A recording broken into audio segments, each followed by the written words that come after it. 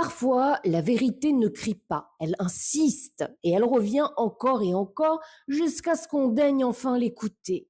Bienvenue sur Astres et Joyaux pour une astrologie utile et introspective. Aujourd'hui, on se retrouve pour l'analyse de la pleine lune du 13 avril. Et si tu as l'impression en m'écoutant qu'on tourne en rond ces dernières semaines, c'est normal. Parce qu'en réalité, c'est la même chose qui cherche à sortir depuis plusieurs lunes. Cette pleine lune, c'est pas un nouvel éclairage, c'est pas non plus une nouveauté soudaine. C'est plutôt la suite directe de la nouvelle lune en Bélier qui a eu lieu le 29 mars. C'est la même vérité, la même énergie blessée qui tente de remonter à la surface. Mais cette fois, elle passe par une autre fenêtre parce que la grande porte lui reste verrouillée. Si ce n'est pas encore fait, je t'invite réellement à écouter l'épisode qui était consacré à la nouvelle lune en Bélier parce que cette pleine lune-là vient prolonger quelque part ce que nous avions commencé à étudier. Et elle appuie là où ça fait mal, là où on n'a pas encore regardé. Et elle le fait avec toute la force d'un ciel qui refuse qu'on oublie, qui refuse la soumission. Alors aujourd'hui, on va laisser les symboles nous guider et voir ce que cette lune cherche à nous faire entendre malgré tous les verrous qui lui sont imposés. C'est parti.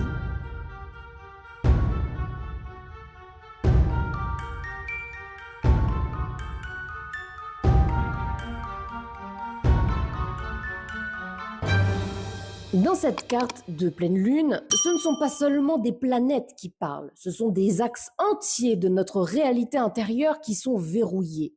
Deux lignes de force, deux piliers de l'existence, deux zones interceptées. Et quand un axe est intercepté, c'est pas juste un blocage passager, non. C'est une mémoire qui tourne en boucle, une vérité qu'on cherche à faire taire, une fonction vitale qui a été enfermée parce qu'elle dérangeait. Et déjà qu'un axe intercepté, c'est du costaud, alors imaginez avec deux axes interceptés. Il arrive souvent que les gens me contactent en me disant Sanara, j'ai deux axes interceptés dans mon thème. En réalité, c'est assez rare d'avoir deux axes interceptés. Souvent, c'est parce que l'une de vos maisons va débuter au 0 degré d'un signe. Et donc, notamment sur certains logiciels gratuits, il peut être difficile de vraiment constater où s'arrête la cuspide. C'est pourquoi vous êtes persuadé avoir deux axes interceptés.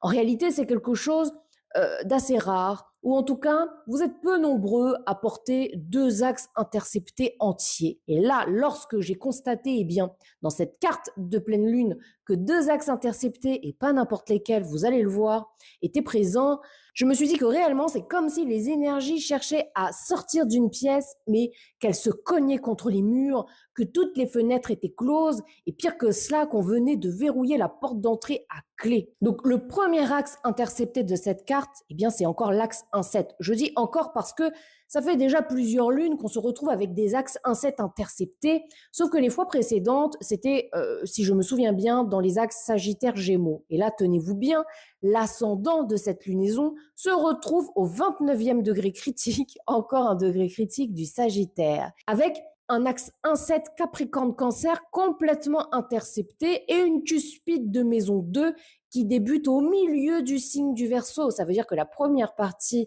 de l'énergie du Verseau est elle aussi enfermée dans l'interception, mais je vais vous détailler tout ça un peu plus tard. Donc l'identité, la maison 1 et la relation à l'autre, la maison 7, sont interceptées. Ici, la personne ne peut pas être pleinement elle-même sans trahir un lien. Il y a une fidélité imposée, un masque social, une posture de bonne personne qu'il faut maintenir, même quand elle nous détruit.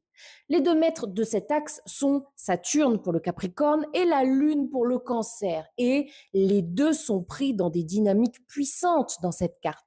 Saturne est en Poisson, en conjonction étroite à Vénus, autre maîtresse de la maison 7, ce qui vient créer un climat d'amour contraint, d'émotions réprimées et de devoirs affectifs. La Lune, quant à elle, est en Balance interceptée, en maison 9.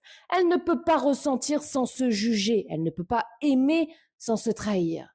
Et puis surtout, Mars, maître du Bélier, est intercepté lui aussi en Cancer, en maison 7. Oui, parce que je ne l'ai pas encore précisé, je vais le détailler juste après, mais le deuxième axe intercepté, eh bien, est celui de la lunaison. Encore une fois, la lunaison est interceptée, avec un axe 3 Bélier, 9 Balance intercepté. Donc, Le maître du bélier intercepté est lui aussi intercepté en cancer en maison 7. Mars, c'est l'élan, la colère, la capacité à se défendre aussi. Et là, il est enfermé dans la maison de l'autre. Ce n'est pas moi qui ai le droit de dire non, c'est l'autre qui décide où s'arrête ma liberté. Voilà ce que vient nous dire ce Mars intercepté. Et ce Mars, il est en opposition à Pluton qui lui aussi est intercepté dans la fameuse partie du Verseau qui est située juste avant la cuspide de la maison 2. Donc Pluton est intercepté en Verseau en maison 1. Ce qui vient dire ici, je sens le danger, mais je n'ai pas le droit de réagir, sinon je perds le lien ou l'amour ou encore la face. Mais encore une fois, je le détaillerai plus en profondeur un peu plus loin dans mon analyse. Donc le deuxième axe intercepté est celui du bélier et de la balance, là où se trouvent la lune et le soleil. Soleil d'ailleurs conjoint à Chiron. Donc l'axe 3-9, c'est la parole, la pensée, mais aussi les croyances. C'est un verrou invisible mais fondamental. On ne dit pas ce qu'on pense, on est plutôt là à répéter des discours appris, transmis, imposés comme une vérité. Répète un mensonge 1000 fois, il deviendra vérité. Ici encore, tout est symbolique évidemment. Le soleil est en bélier intercepté, en conjonction à Chiron. C'est une blessure d'identité et d'expression. Si je dis ce que je ressens, je vais blesser. Si je montre qui je suis, je vais être rejeté. Et en face, la lune interceptée en balance ne sait plus faire la différence entre l'harmonie réelle et le compromis toxique. Elle veut apaiser, faire la paix, mais à quel prix? Souvent au prix de sa propre vérité, de sa colère légitime, de ce feu qui aurait dû éclater, mais qu'on a gardé sous silence. Les maîtres de cet axe, donc Mars qu'on a déjà vu intercepté, enfermé dans la maison 7, donc la maison de la relation, et Vénus, maîtresse de la balance, est collée à Saturne. Autrement dit, ce qu'on aime, ce qu'on désire, ce qu'on ressent, tout est contrôlé, tout est sous contrôle. Et parfois, ce contrôle est interne. Je me l'interdis à moi-même. Le bourreau, souvent à l'extérieur, finit par s'implémenter au sein de notre esprit afin de se retrouver maître de notre intériorité et il n'a plus qu'à dicter ses règles au creux de nos oreilles. Mais parfois, il vient de l'extérieur encore et il se déguise en douceur, en amitié, en gentillesse. Mais et si ce que tu appelles lien était en réalité un piège? Et si tes alliés étaient ceux qui ont appris à manipuler? Et si ton ennemi, c'était justement celui qui te demandait de rester gentil, aimable, voire loyal? Il y a des mensonges qu'on choisit, et puis il y a ceux dont on hérite, ceux qu'on porte dans le corps, dans le langage, dans les gestes du quotidien. Et dans cette pleine lune, ce mensonge-là, il est partout. Je vous assure, on nous ment. Mais je veux dire à grande échelle, et évidemment parce que tout ce qui est à grande échelle se répercute à petite échelle, c'est évidemment des énergies que nous allons retrouver au sein de nos vies intimes et personnelles. Dans cette pleine lune, le mensonge, il est réellement partout. La maison 6 est donc celle du quotidien, du soin, du travail, de ce qu'on répète sans y penser. Et cette maison 6, dans cette carte, commence en Gémeaux. Jupiter se trouve en exil ici en Gémeaux, dans un signe qui n'est pas le sien. Et pourtant, il prend de la place, Jupiter. Jupiter, ici, c'est la doctrine du quotidien, celle qui justifie tout. Oh, écoute, on a toujours fait comme ça. Écoute, c'est la règle. Oh, tu exagères. C'est pour ton bien. Mais Jupiter est aussi le maître de la maison 12. Attention, maison 12 qui est donc habitée par le Sagittaire sur la cuspide. Et la maison 12, c'est la mémoire collective, les secrets, le karma aussi. Ce qui a été enfoui, refoulé, verrouillé au nom d'un idéal, le Sagittaire. Donc Jupiter sait, il sait ce qui a été fait, il sait ce qui a été caché, il sait ce qui a été détourné, il sait ce qui se cache dans l'ombre, mais il ne veut pas qu'on sache. Ah bah non, parce qu'on risquerait de se rebeller. Alors, qui est au service de Jupiter? Parce que Jupiter se montre ici en maison 6, mais lui aussi a un maître. Et le maître du Jupiter à cet endroit, c'est Mercure, parce que Mercure est non seulement le maître du Gémeaux, mais il est aussi le maître de la maison 6 et du descendant au 29e degré critique du Gémeaux. Il est complètement noyé dans la maison 2 en Poisson, en conjonction à Neptune. Neptune qui, je vous le rappelle, a fait son entrée en Bélier. J'ai fait d'ailleurs un épisode à ce sujet, n'hésite pas à aller l'écouter. Donc Mercure se retrouve en conjonction à Neptune, Vénus, Saturne et au nœud nord. C'est-à-dire que le langage est émotionnellement piégé. Là, ça nous parle plutôt de chantage affectif, de chantage émotionnel. La pensée est conditionnée par une mémoire floue. Le mental est dissocié de la réalité vécue. Il y a ce qu'on voit, ce qu'on nous dit, ce qu'on ressent, mais il n'y a rien qui arrive à réellement se mettre d'accord. Donc on ne sait plus qui croire. Est-ce que je peux me croire moi? Est-ce que je peux croire mon ressenti, mon instinct, mon intuition? Ou est-ce que je dois écouter le discours qui m'est donné? Ce qu'on pense, ce qu'on croit, ce qu'on répète comme étant une vérité, ça vient pas de nous. Et comme tout cela se passe en maison 2, la maison des valeurs, du corps, des besoins fondamentaux, je vous dirais même des besoins primaires, on peut dire que la survie elle-même est modelée par le mensonge. Neptune donc est au degré 0 dans cette lunaison du bélier, interceptée en maison 3. Ce degré, c'est le feu de la vérité, la parole directe, le début d'un nouveau cycle. C'est le degré 0 d'un signe, c'est le commencement de ce signe, c'est donc le commencement d'un cycle.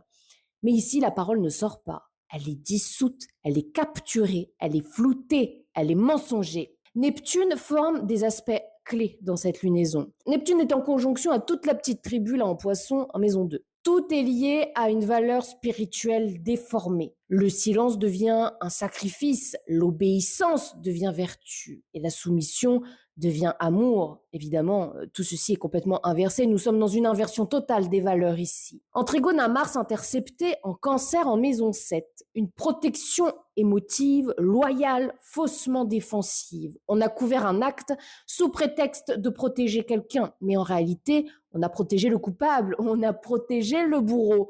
Rappelez-vous, c'est ce qu'on avait vu dans la nouvelle lune en bélier, avec Méduse qui a été profanée, qui a été violée, et ensuite qui a été punie alors que le bourreau a été encensé. Neptune est également en carré à l'ascendant et au descendant, respectivement au 29e degré du Sagittaire et des Gémeaux. Ce qui est visible et ce qui est dit ne correspond pas. On cherche à donner une image harmonieuse d'un système fondamentalement vicieux, dégueulasse. Neptune est également en trigone à Junon en Sagittaire qui, dans cette lunaison, se retrouve en maison 11, la maison du collectif, la maison originelle des Verseaux. Les intuitions, les alliances, les structures collectives participent au silence. Le mensonge est collectif.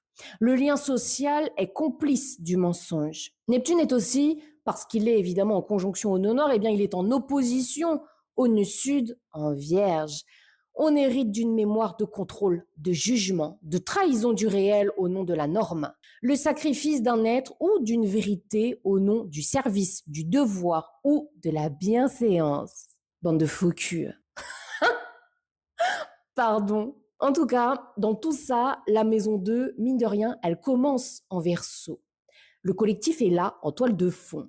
Et ses maîtres, Uranus et Saturne, sont très parlants. Uranus en maison 5, en Taureau. L'enfant intérieur cherche à briser le moule. Les enfants du passé cherchent à récupérer leurs paroles. Saturne, conjoint à Vénus, le féminin reste sous contrôle. Ce n'est pas de l'amour, c'est de la possession. Ici, on peut quasiment retrouver une énergie scorpionique. Et c'est là qu'on comprend. C'est pas seulement un mensonge, c'est un héritage, un mode de fonctionnement, un monde où tout ce qui est censé nous protéger, la famille, le travail, le couple, la société, peut en réalité être le lieu même de la manipulation. Ce mensonge ne crie pas, il parle tout doucement, il rassure, il te sourit, il te caresse la tête comme si tu étais un bon petit clébard, mais il te trahit. Dans cette carte, c'est pas la vérité qui est entendue, c'est celui qui parle le plus fort. Et souvent, celui qui parle le plus fort, c'est celui qui a gagné la bataille. Le descendant se trouve au 29e degré des Gémeaux, degré critique, et juste là, sur cette ligne qui sépare le jeu de l'autre, on retrouve l'étoile fixe Bételgeuse, l'étoile brillante d'Orion, le chasseur. Bételgeuse, c'est le bras qui frappe, la voix qui domine, le récit du vainqueur. C'est le discours de celui qui a survécu, non pas parce qu'il était juste, mais parce qu'il avait plus de pouvoir, ou parce qu'il a tapé plus fort, ou parce qu'il a manipulé dans l'ombre. Ici, Bételgeuse nous dit une chose très simple. C'est pas la vérité qui a été racontée, c'est l'histoire du dominant. C'est lui qui a pris la parole, lui qui a imposé le récit, et tout le monde a suivi. Mais ce pouvoir, il ne se maintient pas par la force brute. Il tient parce qu'on lui a appris à se faire aimer. Et c'est là qu'on retrouve une autre étoile fixe, pile entre Vénus et Saturne, hein, Markab, dans cette conjonction étroite qui dit c'est un amour manipulé, une loyauté gelée envers quelque chose, quelqu'un qui ne mérite absolument pas cette loyauté. C'est une affection sous condition. De toute manière, Vénus conjonction Saturne, c'est rarement un joli placement dans un thème astral. Néanmoins, c'est aussi une conjonction qui apporte énormément de sagesse une fois qu'on accepte eh bien, le challenge que représente une telle conjonction. Donc je continue le fil de ma pensée. Markab, c'est la selle de Pégase. Rappelez-vous, j'en ai parlé dans l'épisode sur la nouvelle lune en bélier. Pégase est né de la tête de Méduse. Au moment où Persée lui a coupé la tête, eh bien, en ont jailli Pégase et son frère Chrysaor. Je ne sais pas vraiment si on peut appeler ça son frère. En tout cas, ces deux entités sont nées de la libération de la pauvre Méduse. Et ici, dans ce thème, eh bien, la selle de Pégase se retrouve pile entre Vénus et Saturne. Elle stabilise, elle rassure, mais elle enferme. Elle apprend à ne pas bouger, à rester docile, à ne pas tomber. Il ne faut surtout pas tomber de cette selle. C'est ce que vient nous dire cette conjonction. Alors l'amour, eh bien, ça devient « je t'aime si tu restes calme, je t'aime si tu ne parles pas de ce que tu ressens, je t'aime si tu remues pas trop le passé ». C'est l'autorité affective qui prend le visage du soin, mais qui, en réalité, t'éloigne de toi-même. Il ne te protège pas, il te domine. Et pourtant, et là, réellement, je me suis dit, quoi qu'on fasse, quoi qu'on essaie de nous faire, eh bien, il y a toujours la lumière qui cherche à percer. Parce que tout au fond de cette carte, à l'endroit même de la pleine lune interceptée en balance, il y a deux étoiles sacrées, Spica et Arcturus. Elles ne parlent pas fort, elles ne brillent pas comme Bételgeuse. Spica, c'est le cœur pur, c'est le germe de la vérité. Arcturus, lui, c'est le guide silencieux, celui qui sait sans chercher à convaincre. Voilà, il sait, tu le crois, c'est bien, tu le crois pas, tant pis pour toi. Et ensemble, eh bien, ces deux étoiles protègent la lune. Elles lui disent, t'as pas rêvé, ce que tu ressens est vrai. Et même si personne ne l'a cru, moi je te crois parce que je sais où se situe la vérité. Cette pleine lune du 13 avril, c'est pas un événement isolé. Elle est directement donc reliée à cette nouvelle lune en bélier du 29 mars. Ces deux configurations astrologiques forment ensemble un récit plus complet. Et si on les lit l'une à travers l'autre, une hypothèse se dessine. Voici l'hypothèse que cette lunaison nous propose. Il y a eu un événement collectif transgénérationnel qui a été retourné, inversé, transformé en dogme. La version racontée n'est pas celle qui a été vécue. Et ce retournement est devenu structurel. Il a été transmis, justifié, intégré dans les gestes du quotidien, dans les croyances quotidiennes. Et aujourd'hui, ce que la Lune, mais depuis plusieurs lunes, essaie de faire, ce n'est pas de révéler une nouveauté, mais de raviver une vérité ancienne, quelque chose qui a été étouffé, une vérité que certains ont toujours sentie, mais qu'ils n'osaient pas appeler réelle, parce que tout autour d'eux disait le contraire. Mais vous êtes complètement fou. Alors peut-être que cette pleine lune ne vient pas pour crier, peut-être qu'elle vient seulement pour pointer du doigt ce qui ne colle pas et pour réveiller doucement la partie de nous qui savait déjà. Et pendant tout ce temps-là, pendant que tout se joue en silence dans le ciel, une autre figure continue de veiller. Uranus est toujours en conjonction à Algol. Et Algol, c'est le regard de Méduse. Ce n'est pas un regard qui pétrifie, rappelez-vous, c'est le regard qu'on n'a pas su affronter, celui qui révèle le viol, la perversion, la trahison du sacré. Et Uranus, ici, il n'est pas neutre. Il est le maître du Verseau, donc le maître de Pluton intercepté en maison 1. Il est aussi maître de la maison 11, celle du collectif, des serments, des alliances. Et c'est là que se trouve Junon. Junon conjointe au degré 0 du Sagittaire, là où tout commence, le nouveau cycle, là où de nouveaux contrats se forment. Mais ici, Junon est en opposition à Méduse. Elle détourne le regard, elle choisit de rester loyale à l'ancien monde, celui qui a trahi, celui qui a violé, celui qui a sali la naïveté en prétendant la guider. Mais ce pacte-là, je vous assure, il ne tient plus. Le ciel est trop tendu, les contradictions deviennent visibles, le mensonge se fissure. Et Méduse, elle, ne cligne pas des yeux, elle regarde encore et encore. Et peut-être que cette fois, peut-être enfin que cette fois, quelqu'un osera enfin la regarder en retour, non pas pour être pétrifié sous le reflet qu'elle renverra, mais pour comprendre et pour enfin briser la boucle. Moi, je suis convaincue qu'il y a quelque chose vraiment de très pourri là-dessous et que ça touche aux enfants. Évidemment, je ne sais pas exactement de quoi il s'agit, mais il y a quelque chose ici, un mensonge. Peut-être que c'est aussi l'enfance en termes de, j'allais dire, de genèse, de commencement. On va passer maintenant au signe par signe. Pour chacun, je vais te parler d'une fidélité que tu portes peut-être encore, un rôle, une manière de faire, un discours qu'on t'a transmis. Mais cette loyauté, aussi légitime est-elle été à un moment, ne te protège plus, elle te freine. Cette pleine lune vient poser la question, et si tu pouvais honorer ton histoire sans continuer à t'oublier? Pour la balance, tu es au cœur de cette pleine lune, c'est chez toi que ça se passe. Donc, la première loyauté que cette lunaison vient bousculer est celle que tu as envers l'image que tu donnes. Tu as appris à être la personne agréable, douce, qui s'adapte, très adaptable, la balance, même quand ça veut dire t'éloigner de toi-même. Cette loyauté à l'harmonie à tout prix t'a souvent fait croire que si tu déranges, tu n'es plus aimable. Si tu dis non, tu es cruel. Si tu parles trop fort, tu es injuste. Mais ce regard-là, il est faussé. Il a été modelé par l'idée qu'il vaut mieux préserver le lien que défendre la vérité. Alors peut-être que tu t'es tu quand il aurait fallu poser une limite, ou que tu as cherché la paix alors que tu avais besoin de justice, et que tu t'es faite petite pour ne pas perdre l'amour de l'autre. Cette pleine lune t'invite à poser une question assez simple. À quoi es-tu encore fidèle qui ne t'honore plus? Et si cette image que tu défends t'empêchait d'être vraiment vue? Le moment est venu de ne plus lisser ton feu, mais de le canaliser avec justesse. La paix sans vérité, c'est pas la paix. Le scorpion. Pour toi, la loyauté toxique est souvent invisible, mais très puissante. Tu restes fidèle à ceux qui t'ont blessé et des liens qui ont été marqués par la souffrance, la dette ou la dépendance. Tu as peut-être appris que l'amour, c'est endurer, que rester malgré l'injustice, c'est une preuve de noblesse, que la douleur partagée vaut mieux que la solitude libre. Alors tu t'attaches à des liens profonds, mais enfermants. Tu t'endettes émotionnellement. Tu donnes sans compter, mais tu t'oublies. Tu portes les douleurs des autres comme si c'était les tiennes. Cette pleine lune vient te dire que rester loyal au passé, c'est pas toujours un acte d'amour. Parfois, c'est juste refuser de renaître de tes cendres. Ta porte de sortie, ne plus confondre intensité et vérité dans le lien. Tu as le droit d'honorer ce que tu as traversé sans devoir le revivre en boucle. Libère-toi de cette fidélité à la souffrance. Elle ne te protège plus, elle t'empêche de vivre. Le Sagittaire. Ta loyauté, elle est ancrée dans tes croyances, des idées, des principes, des vérités qu'on t'a inculquées très tôt et que tu continues de suivre, même quand elles te limitent.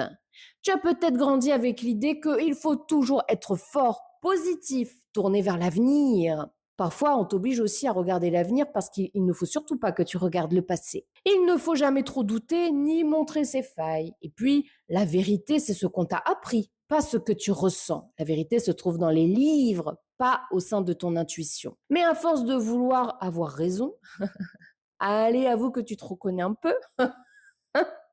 Tu as parfois fermé la porte à ton propre ressenti. Tu avances, mais tu ne te demandes plus si tu crois encore à ce que tu prêches.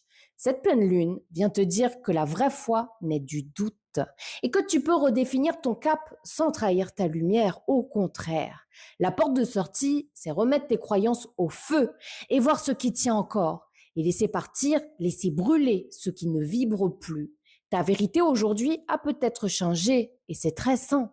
C'est extrêmement sain. Pour le Capricorne, pour toi, la loyauté la plus ancrée est souvent celle envers la structure qui t'a façonné. Un parent exigeant, un environnement rigide ou simplement cette idée transmise de génération en génération qu'il faut tenir coûte que coûte. Tu restes fidèle à la douleur que tu n'as pas le droit de nommer. Tu acceptes la charge, les responsabilités, les silences, parce que tu as appris que le mérite vient après l'effort, que le respect se gagne en s'oubliant et que le confort, c'est pour plus tard, c'est pas pour maintenant. Mais ce regard est faussé, parce qu'à force de vouloir être solide, tu n'as plus laissé de place à ce qui souffre en toi. Et tu appelles maturité ce qui est en réalité une mémoire de survie. Cette pleine lune vient secouer la racine de ton endurance et elle te pose une question dérangeante. À qui continues-tu d'être loyal en souffrant en silence? Ta porte de sortie, c'est pas l'abandon, c'est le relâchement. Tu peux garder ta rigueur et ton intégrité, tout en relâchant la croyance que tu dois mériter le droit d'exister. T'as rien à prouver, c'est terminé. Pour le Verseau. Alors le Verseau, t'es censé être le signe de la liberté, celui qui pense autrement, celui qui dévie du chemin tout tracé. Et pourtant, cette pleine lune vient révéler que tu t'es peut-être déconnecté un petit peu de ce feu originel. Ta loyauté, c'est celle envers un collectif, un système de pensée, une famille d'âmes, au point d'avoir oublié ta propre voix dissidente. Tu t'es adapté à un discours, tu as intégré des règles invisibles, tu t'es dit que pour exister, il fallait appartenir. Et à force de vouloir changer le monde en équipe, tu as laissé ton feu devenir tiède. Mais ta nature à toi, elle est rebelle. Ta vraie liberté, c'est celle du porteur de feu, du messager qui ose dire ce que personne n'a envie d'entendre, de l'éveilleur qui brise les codes, pas celui qui les conforte. Cette pleine lune te pose une question simple. As-tu renoncé à ta différence pour rester accepté? La porte de sortie rallume ton feu. Retrouve ce qui t'indigne, ce qui te révolte, ce qui te pousse à transmettre, même si c'est inconfortable, même si ça dérange. Tu n'es pas là pour faire consensus, tu es là pour ouvrir une brèche et réveiller les autres. Pour les poissons, ta loyauté est si ancienne, poisson, qu'elle devient quasi mystique. Tu restes fidèle aux douleurs, mais aux douleurs collectives et donc aux douleurs des autres, aux secrets de famille, aux blessures du monde aussi. Tu crois que ton rôle est de pardonner, de comprendre à la place de ceux qui n'ont jamais demandé pardon. Tu prends sur toi des fautes qui ne t'appartiennent pas, en espérant que l'amour réparera tout. Mais cette loyauté, aussi belle soit-elle, devient un piège quand elle t'empêche de poser des limites. Tu t'oublies dans le service, tu t'éteins dans le sacrifice. Tu protèges même ceux qui t'ont trahi parce que tu vois leur douleur et pas leur responsabilité. Cette pleine lune vient secouer cette illusion. Elle vient te dire que l'amour ne justifie pas tout.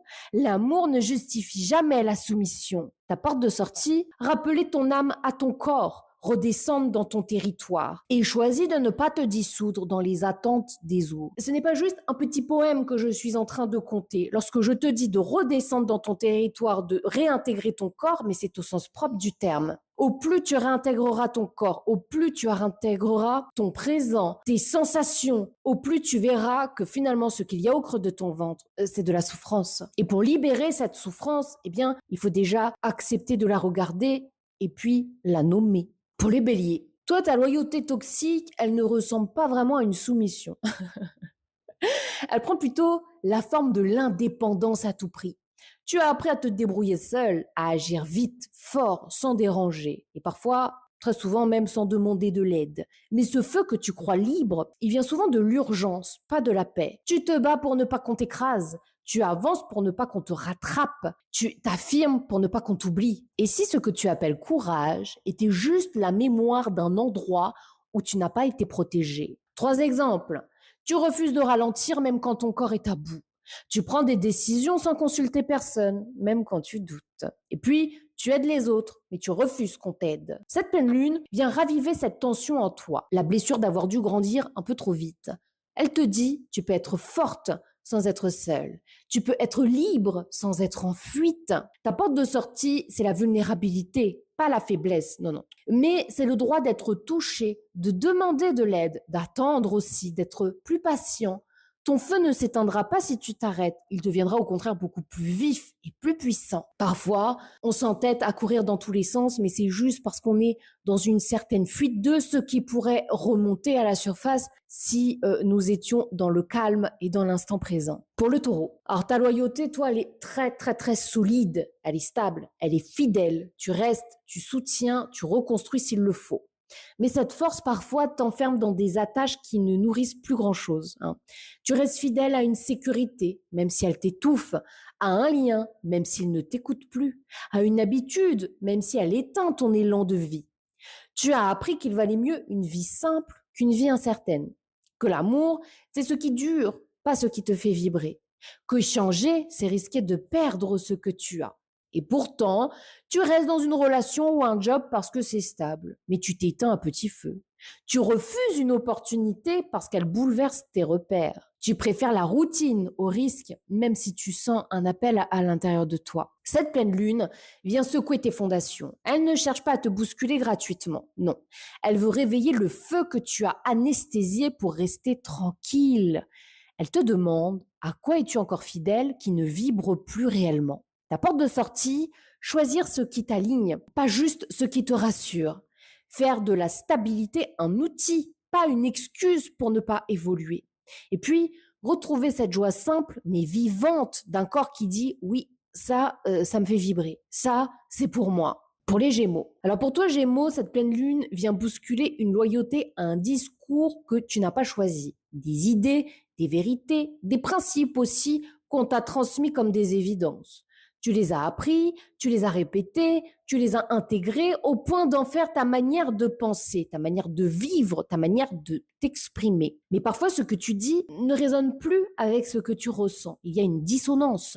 Tu continues à défendre un point de vue, simplement parce que c'est celui qui t'a été offert, mais tu l'as tellement intégré que pour toi, ce point de vue est vérité. Tu fais confiance à ce que tu sais, même quand ça sonne creux. Tu transmets des savoirs qui te sécurisent, mais qui t'alignent plus du tout. 3 exemples. Tu dis c'est comme ça que ça marche, alors qu'en toi, quelque chose proteste. Tu continues une voie d'étude, un travail ou une transmission par loyauté à ce qu'on t'a inculqué. Mais c'est une loyauté qui est donc inconsciente, parce que là, évidemment, que je ne m'adresse pas à des enfants. Tu te méfies de l'intuition, du ressenti, car on t'a appris que seule ta logique était très fiable. Cette pleine lune vient dire tu n'as pas à rester fidèle à des idées mortes, parce que les idées se vivent dans l'instant, dans le vivant. Elles se confrontent au réel de maintenant. Ta porte de sortie, changer de voie, mais littéralement, de voie VOIX. Te réapproprier le droit de penser autrement, d'explorer de nouvelles vérités, de dire enfin ce que toi tu crois, pas ce qu'on t'a dit de croire, pas ce que tu as intégré comme étant vérité. Et puis tu verras, même ton mental a besoin d'un air neuf et de mots qui viennent de plus loin, de nouvelles choses, j'allais dire de paillettes. Tu as le droit de changer de paradigme. Ça ne dit pas de toi que tu es un être versatile, ça dit de toi que tu es un être très intelligent et que tu as la capacité de remettre en question jusqu'à tes propres paradigmes. Pour le Cancer, alors chez toi, la loyauté toxique, c'est celle aux liens affectifs du passé. Même s'ils t'ont blessé, même s'ils t'ont oublié, tu continues à les porter, à les excuser même parfois. Tu restes fidèle à la version de toi qu'ils ont façonnée. Tu confonds être aimant et être disponible tout le temps. Tu appelles attachement ce qui est parfois une mémoire de blessure en réalité, jamais réellement nommée. Tu nourris les autres pour ne pas avoir à poser tes besoins. S'occuper des autres, c'est éviter de s'occuper de soi. Écouter les problèmes des autres, c'est éviter de poser ses problèmes à soi. Tu peux rester la personne douce même quand tu brûles à l'intérieur. Tu t'écrases dans le lien pour éviter qu'on te quitte. Tu t'oublies en croyant protéger l'autre. Donc parfois, tu peux aussi être amené à mentir pour protéger l'autre. Mais cette pleine lune vient ouvrir une brèche dans ce réflexe ancien. Elle te dit, tu ne peux pas continuer à aimer les autres au prix de ta propre disparition, au prix de ton propre mutisme. Ta porte de sortie, couper le cordon. Pas avec violence, avec vérité. Rappelle-toi que la sécurité ne vient pas du passé, mais du moment où tu choisis d'habiter ta vie sans attendre qu'on te donne la permission. La vie, c'est maintenant, c'est aujourd'hui et maintenant, c'est l'instant présent. Il ne faut pas oublier nos racines, évidemment, et c'est très important de savoir d'où l'on vient. Néanmoins, ta vie, c'est aujourd'hui qu'elle se joue, pas dans les rapports anciens. Pour le lion, alors pour le lion, la loyauté toxique, c'est plutôt une loyauté au rôle qu'on t'a assigné. Le rayonnement, le pilier, celui ou celle qui rassure, qui assure aussi, qui sourit, qui brille.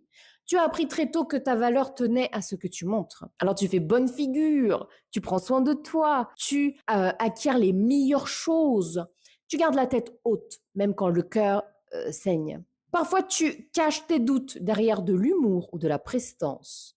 Tu aides tout le monde, mais t'oses pas dire que tu es fatigué ou que simplement toi aussi tu as besoin d'aide. Tu t'interdis la faiblesse de peur qu'on ne te reconnaisse plus et même qu'on te le reproche. Ah bah dis donc, t'étais pas comme ça avant. Mais cette pleine lune vient ébranler le trône. Elle vient poser une question dérangeante? Et si tu brillais davantage quand tu te montrais réellement? Ta porte de sortie, faire tomber le masque sans perdre ta lumière. Parce que ta noblesse, lion, ne vient pas du contrôle, elle vient du cœur, que tu oses exposer même quand il tremble, même quand il semble faillible. Le lion, c'est aussi la candeur de l'enfance. La maison originelle du lion, c'est la maison 5, c'est la maison des enfants. Et les enfants expriment leurs ressentis sur l'instant. Ils ne cherchent pas à se cacher derrière des masques. Au plus tu fais ça, Lion, au plus tu te rends malade. Vraiment, je t'encourage à baisser ta garde. Et si cela n'est pas reçu comme il se doit en face, eh bien, à toi peut-être aussi de faire du tri dans ton entourage. Pour la Vierge, pour toi, la Vierge, cette pleine lune, vient révéler une loyauté bien plus profonde qu'un simple besoin d'être utile. C'est pas ça. Tu es resté fidèle à l'ordre, au contrôle, à la maîtrise. Pas parce que c'est confortable, pas du tout, mais parce que tu as appris que perdre le contrôle, c'était très dangereux. Tu viens, tu organises, tu prévois, parce que tu ne veux pas que le chaos revienne. Et derrière cette loyauté à la perfection, il y a souvent une mémoire de débordement. Tu as peut-être grandi dans un environnement imprévisible, où l'on comptait sur toi trop tôt, où l'amour était conditionnel, où tu as compris que tenir droit était une question de survie. Et alors tu as serré les dents, tu es devenu fiable, impeccable, solide. Mais parfois tu paniques si quelque chose ne se passe pas comme prévu. Tu refuses d'improviser, même quand ce serait très bénéfique pour toi. Et puis, tu contrôles les autres aussi, leur manière d'agir, de penser, sans réellement t'en rendre compte, parce que tu instaures un cadre. Cette pleine lune vient ébranler un petit peu ta tour de contrôle. Non pas pour la faire tomber, mais pour te montrer qu'elle t'empêche aussi de respirer. Elle te dit, et si tu n'étais pas responsable de tout? Et si parfois tu avais le droit de laisser faire et de juste ressentir? La porte de sortie ici, c'est relâcher sans t'effondrer, hein. Juste faire de la place au vivant et découvrir que tu peux être en paix même sans tout contrôler. Le chaos ne va pas réapparaître comme par magie. En revanche, il est possible qu'en baissant un tantinet la garde, il y ait plutôt un chaos intérieur qui cherche à émerger. Mais je t'encourage à le purger. Merci du fond du cœur pour ton écoute, pour ta présence. Ça compte énormément pour moi. Si tu veux soutenir le podcast, pense à t'abonner, à liker et puis surtout à commenter. Je lis tout et je réponds à un maximum de messages. Et puis, si tu veux aller plus loin, tu peux retrouver toutes mes analyses sur mon site astrejoyaux.com. C'est tout pour moi. On se retrouve très bientôt pour un tout nouvel épisode. Et comme toujours, en attendant, prends grand soin de toi.